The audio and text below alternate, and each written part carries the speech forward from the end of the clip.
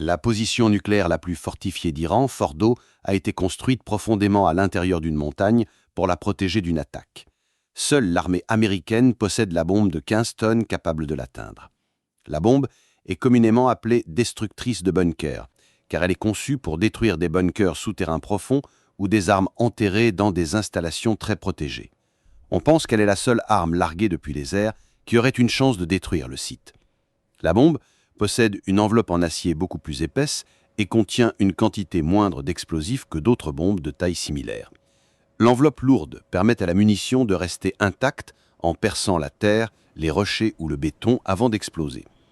La taille de la bombe, 20 mètres de long et 15 tonnes de poids, signifie que seul le bombardier américain B-2 peut la porter. Il était connu qu'Israël ne pouvait pas détruire Fordo seul. Les États-Unis ont empêché Israël d'obtenir la bombe perforante de bunker, et bien qu'Israël possède des avions de chasse, il n'a pas développé de bombardiers lourds capables de porter l'arme.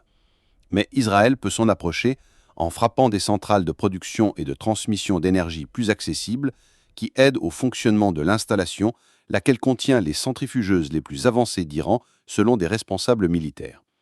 Frapper les centrales adjacentes à Fordo pourrait ralentir considérablement la capacité de l'installation nucléaire la mieux protégée d'Iran à poursuivre l'enrichissement de l'uranium.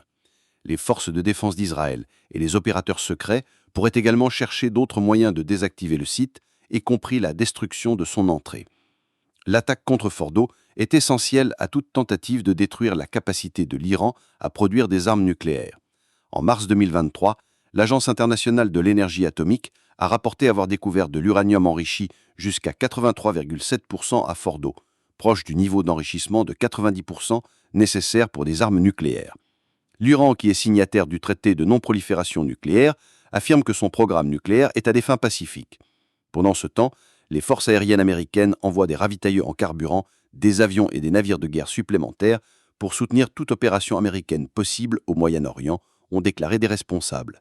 Mais le président Trump, pour le moment, n'a pas pris de mesures concrètes pour changer la politique américaine antérieure concernant la fourniture à Israël des bombes anti-bunker.